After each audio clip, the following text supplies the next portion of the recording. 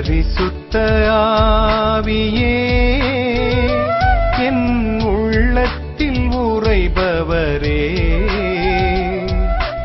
என்னை நிரப்பும் முழுமையாக்கும் கொடைகளால் கனிகளாலே. பரிசுத்த ஆவியே என் உள்ளத்தில். 9/10/2020 ஆண்டின் பொதுக்காலம் 27ஆம் வாரம். மறைவுரை சிந்தனை. நேர்மையுடையோரின் வாழ்வு நம்பிக்கையில் முழுமை பெறுகிறது,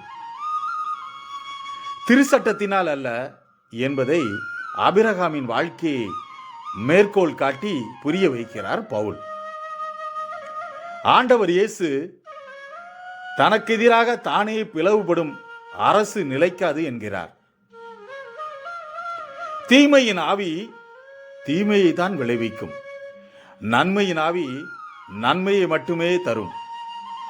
இதில் நல்ல மரம் கெட்ட கனி தராது, கெட்ட மரம் நல்ல கனி தராது என்பதையும் தெளிவுபடுத்துகிறார் இயேசு. நன்மையை அறிய நம்பிக்கையோடு ஆண்டவரை நாடுவோம், சிந்திப்போம், செயலாற்றுவோம், வாழ்வை இனிமையாக்குவோம்.